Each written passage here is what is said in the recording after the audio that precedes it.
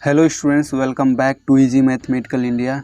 आज की इस वीडियो में हम लोग बहुपद का प्रश्नावली 2.3 हल करने वाले हैं और इसके साथ साथ जो इसका कॉन्सेप्ट है, इसमें इस क्वेश्चन में जो कॉन्सेप्ट छिपा हुआ है उसे भी हम लोग सीखेंगे। तो इसका पहला क्वेश्चन है कि x³ + 3x² + 3x + 1 को निम्नलिखित से भाग देने पर शेषफल ज्ञात कीजिए। यानी क्वेश्चन ये है कि अगर आप x + 1, x - 1/2, x और इन सभी से अगर आप इस बहुपद में भाग देते हैं तो शेषफल क्या होता है। तो इसे आप दो तरीके से हल कर सकते हैं इस क्वेश्चन को। पहला तरीका ये है कि आप x + 1 से इस बहुपद में भाग दीजिए और जो शेषफल आएगा वही इसका आंसर हो जाएगा, लेकिन इसमें समय थोड़ा अधिक लगेगा। और दूसरी विधि ये है कि आप शेषफल प्रमेय का प्रयोग करो। तो शेषफल प्रमेय लगाएंगे तो बहुत ही कम समय में इसका शेषफल निकल जाएगा। तो अब ये प्रश्न उठता है कि आखिर शेषफल प्रमेय होता क्या है और ये कहाँ पे लागू होता है। तो चलिए हम लोग शेषफल प्रमेय के बारे में जान लेते हैं। यदि आप 6 से 15 में भाग देते हैं, यदि आप 6 से 15 में भाग देंगे तो क्या आएगा, ये 2 बार जाएगा, 6 दूनी 12 और शेषफल बचेगा 3, ठीक ना।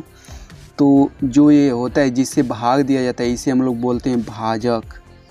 इसे हम लोग बोलते हैं भाजक यानी विभाजित करने वाला, और इसे जो अंदर है इसे हम लोग बोलते हैं भाज्य।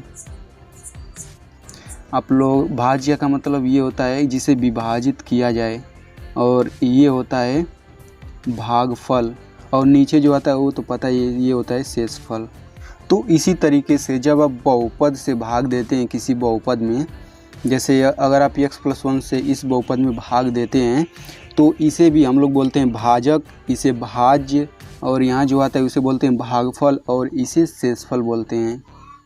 तो शेषफल प्रमेय हम लोग तभी लगा सकते हैं कि ये जो है ये बहुपद यानी भाजक जो होता है वो एक रैखिक बहुपद होना चाहिए।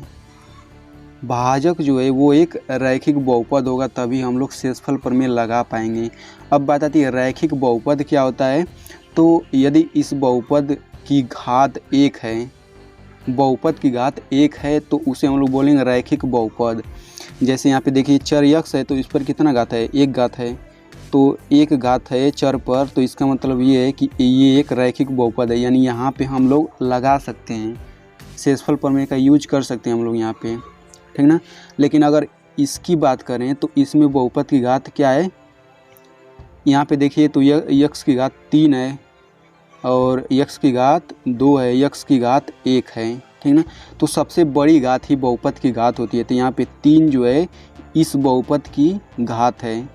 तो हमें शेषफल प्रमेय लगाने से पहले जो भाजक होता है उसे चेक करना पड़ेगा। अगर ये एक रैखिक बहुपद है यानी बहुपद की घात 1 है तभी हम लोग शेषफल प्रमेय लगा पाएंगे। ये यहाँ पे कुछ भी हो सकता है अंदर, यानी भाज्य कुछ भी हो सकता है। तो शेषफल प्रमेय लगाने से पहले हमें क्या करना पड़ता है, जो ये भाजक होता है इसके बराबर हम लोग 0 लिखते हैं और जो चर होता है उसका मान निकाल लेते हैं। यानी कि x + 1 = 0, ये तो पता है ये भाजक है, तो यहाँ से चर का मान निकाल लेते हैं। तो ये हो गया x, तो x बराबर -1, ठीक। अब ये x बराबर -1 इस भाज्य में रखेंगे, फिर हल करने के बाद जो आता है वही शेषफल होता है, ठीक ना। तो x से -1 में जब यहाँ रखेंगे, x बराबर -1 इस भाज्य में रखेंगे तो क्या आएगा, -1 का होल क्यूब प्लस 3 इंटू -1 का होल स्क्वायर प्लस 3 इंटू -1 + 1। इसे हल करेंगे तो -1 ये हो गया +3 गुणे -1 का स्क्वायर 1 हो जाएगा, -3 + 1 बराबर ये हो गया -1, ये हो गया +3, ये हो गया -3, ये हो गया +1।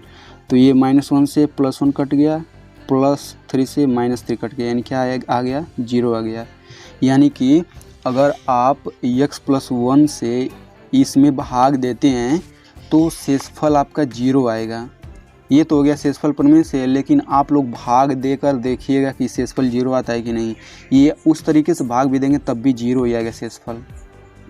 इसी तरीके से हम लोग चौथा क्वेश्चन भी हल कर लेते हैं। बाकी के क्वेश्चन सेम इसी तरीके से लगेंगे। तो शेषफल प्रमेय यहाँ से लगा, यानी कि अगर हम लोग x प्लस पाई से इसमें भाग दें तो शेषफल क्या आएगा। तो शेषफल प्रमेय से लगाने के लिए भाजक बराबर 0 लिखेंगे। तो यहाँ भाजक x प्लस पाई है, तो x plus pi is equal 0। तो यहाँ से x का मान निकाल लेंगे, x बराबर माइनस पाई। तो अब x का मान इस बहुपद में रखेंगे, यानी भाज्य में रखेंगे, तो जो आएगा वही इसका शेषफल होगा, ठीक ना। तो अब x बराबर माइनस पाई इस भाज्य में रख दीजिए, तो ये हो गया माइनस पाई का whole cube plus 3 into minus pi का whole square plus 3 into minus pi plus 1। तो ये हो जाएगा minus pi cube plus 3 pi r square minus 3 pi plus 1। यही इसका आंसर है, यानी यही शेषफल इतना आएगा। बाकी क्वेश्चन भी आप लोग इसी तरीके से करिएगा, ठीक ना। अगर ये तीसरा है तो इसमें आप भाजक बराबर जब 0 करेंगे, यहाँ पे भाजक बराबर 0, तो यहाँ तो डायरेक्ट x का मान 0 आ जा रहा है, तो आप डायरेक्ट x बराबर 0 इसमें रख दीजिएगा, यानी कि 0 ये सब 0 हो जाएगा, केवल 1 बचेगा, यानी 1 ही इसका आंसर हो जाएगा। अब बढ़ते हैं अगले क्वेश्चन की तरफ। तो अगला क्वेश्चन है कि x cube minus x square plus 6x minus a को x माइनस ए से भाग देने पर शेषफल ज्ञात कीजिए। तो आप x माइनस ए से इस बहुपद में भाग दे रहे हैं, इसका मतलब कि भाजक क्या है, x माइनस ए है। तो हम लोग सबसे पहले भाजक को 0 के बराबर कर लेते हैं और वहाँ से x का मान निकाल लेते हैं, यानी चर का मान निकाल ले रहे हैं। तो ये हो जाएगा x माइनस ए बराबर 0। तो x बराबर क्या निकल गया, a निकल गया। अब इसी मान को इस बहुपद में रखेंगे, जो आएगा वही शेषफल आएगा। तो इसे हम लोग रख लेते हैं इस बहुपद में, तो ये हो जाएगा a cube minus a into a square plus 6 into a minus a. तो ये हो जाएगा a क्यूब, फिर माइनस ये भी हो जाएगा a cube plus 6a minus a। तो ये तो प्लस माइनस ये कट जाएगा, 6a में से 1a घटेगा तो 5a आएगा। अगर भाग देंगे x माइनस ए से इसमें तो 5a ही शेषफल आएगा। तो यही आंसर हो जाएगा। अब बढ़ते हैं अगले क्वेश्चन की तरफ। तो अगला क्वेश्चन है, जांच कीजिए कि 7 plus 3x cube plus 7x का एक गुणनखंड है या नहीं।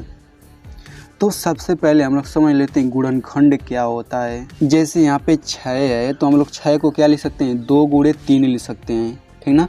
6 को लिख सकते हैं 2 गुणे 3। तो यहाँ पे हम लोग 2 को बोलेंगे कि 2 6 का एक गुणनखंड है। उसी तरीके से 3 को भी हम लोग बोलेंगे कि 3 6 का एक गुणनखंड है, गुणा का एक खंड है, ठीक ना। तो ऐसा हम लोग क्यों बोल रहे हैं कि 2 6 का गुणनखंड है, 3 6 का गुणनखंड है। ऐसा हम लोग इसीलिए बोल रहे हैं क्योंकि यदि हम लोग 2 से 6 में भाग दें तो ये पूरा कट जाएगा, यानी शेषफल 0 आएगा। उसी तरीके से हम लोग 3 से भी 6 में भाग दें तो ये पूरा कट जाता है। तो अगर पूरा कट जाता है तभी हम लोग उसका एक गुणनखंड बोलते हैं, ठीक ना। तो अब इसी को आप लोग इसमें लगा सकते हैं, इसी रूल को आप इसमें लगा सकते हैं। तो ये बोल रहा है कि 7 प्लस 3x इतने का एक गुणनखंड है या नहीं है। तो अगर आप इससे इसमें भाग देते हैं और शेषफल यदि 0 आ जाता है, यानी पूरा कट जाता है, तो गुणनखंड होगा। अगर नहीं कटेगा तो गुणनखंड नहीं होगा। तो हम लोग यहाँ शेषफल प्रमेय लागू करेंगे, ये भाजक बन जाएगा, ये भाज्य होगा। तो भाजक बराबर 0 रखेंगे, तो ये हो जाएगा 7 प्लस 3x बराबर 0। तो यहाँ से x का मान क्या निकलेगा, x बराबर -7/3। तो ये तो x का मान निकल गया। अब इसे भाज्य में रखेंगे, यदि 0 आ जाता है तो ये एक गुणनखंड होगा। तो इसे x बराबर -7/3 को इसमें रख लेते हैं, 3x क्यूब प्लस 7x। तो ये हो जाएगा 3 इंटू -7/3 का होल क्यूब प्लस 7 इंटू -7/3। तो यहाँ पे हो जाएगा 3 इंटू तो जब आप यहाँ पे देखिए माइनस का 3 घात है तो ये माइनस आ जाएगा, और 7 का क्यूब करेंगे तो ये आता है 243, ठीक ना। और यहाँ से इसको करेंगे तो ये हो जाएगा 27, फिर प्लस यहाँ माइनस हो जाएगा, प्लस माइनस माइनस 49/3, ये 3 से 3 कट जाएगा तो क्या आएगा 3 9 27, तो ये हो गया -243/9 -49/3। तो आप देखिए दोनों माइनस माइनस है तो ये तो जुट जाएगा और कुछ निगेटिव मान ही आएगा, यानी ये 0 के बराबर नहीं आ रहा है। इसका मतलब ये हुआ कि 7 + 3x इतने का गुणनखंड नहीं है। तो आई होप आपको ये जो कुछ भी मैंने पढ़ाया वो समझ में आया होगा, लेकिन इससे रिलेटेड कोई भी अगर डाउट है तो आप कमेंट में पूछ सकते हैं। Thanks for watching.